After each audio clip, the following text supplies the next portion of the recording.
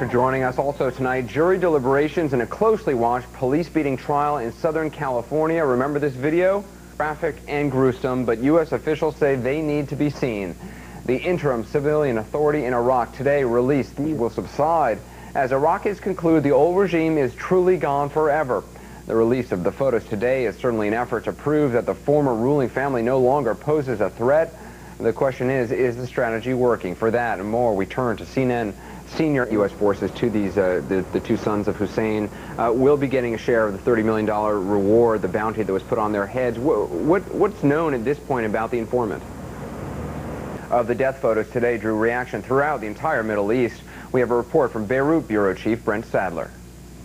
Those images have now been widely seen around the world. In Washington today, there was more debate over the U.S. decision to invade Iraq in the first place. Vice President Dick Cheney offered a spirited defense of the war in what appears to be part of a broad administration effort to counter continuing controversy. Senior White House correspondent John King is standing by with the details. John? Anderson, an example of the attacks was released today. The 800-page report by the House and Senate Intelligence Committee says U.S. intelligence agencies missed opportunities to disrupt terrorism before the attacks. Some Democrats faulted the White House for its reluctance to declassify some material. Time and time again. Between rebel forces and government troops. Caught in the crossfire, Liberian citizens fearing for their lives. Some have sought refuge at an American rubber plantation outside the capital. As one man put it, quote, in 1 week's time, late teens, perhaps even in their 20s. Tom Maslin, stay safe. Appreciate you joining us from Newsweek. Thanks very much. Still a lot ahead this evening. A judge's ruling on how much information about the COVID. With her take on the judge's decision to limit media coverage is Court TV anchor Lisa Bloom. Lisa, thanks for being with us. So it's not quite a gag order, it's just a protective order. It's not a gag order. It's not even a protective order. The judge is essentially saying Mark Hurlburt for the prosecution very studiously avoided any questions about the facts in the case.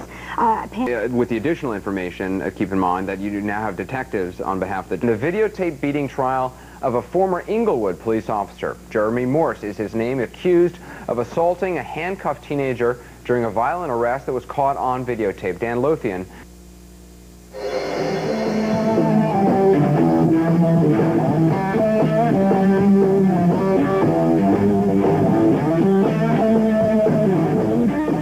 Well, there's a remarkable family feud going on over the estate of Jimi Hendrix. We're going to speak with Hendrix's stepsister, Janie, in just a moment. But first, we're joined from Seattle by Leon Hendrix, Jimi's brother, and Leon's lawyer, Robert Kern. Appreciate both of you joining us. Leon, essentially, what is this dispute about? Anderson, Kern, appreciate you joining us to tell your side of this. Thank you very much. Thank you very much. And as we mentioned, we have Janie Hendrix, the singer's stepsister, standing by, also in Seattle, playing backup as her attorney, John Wilson. Appreciate both of you joining us as well.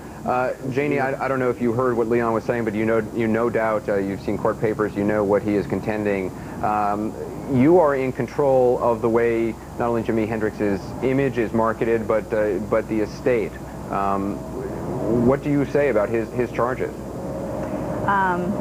Well, basically, Leon. The way the image of Jimi Hendrix is marketed. I think we saw a shot of a website there a moment ago, and their air fresheners. I know you say it's about the music. I don't want to keep harping on the air fresheners and the golf balls, but that is certainly part of the legacy that is being marketed. There are those who say, I don't get it. It seems very un-Jimi Hendrix. Where does this case go? I mean, I guess you defend yourself. Leon is suing you. Where does this thing end up? When's it going to court?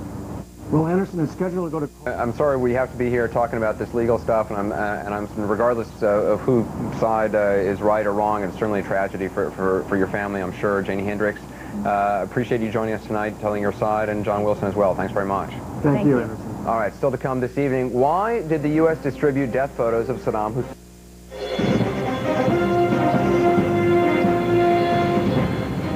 Well, we've been seeing the gruesome pictures of Uday and Qusay Hussein all day. That wraps up the first hour of Live from the Headlines. Coming up in our next hour, Paul Azan talks with Senators Richard Shelby and Ron Wyden about the newly released report on intelligence failures leading up to 9/11. Stay with us.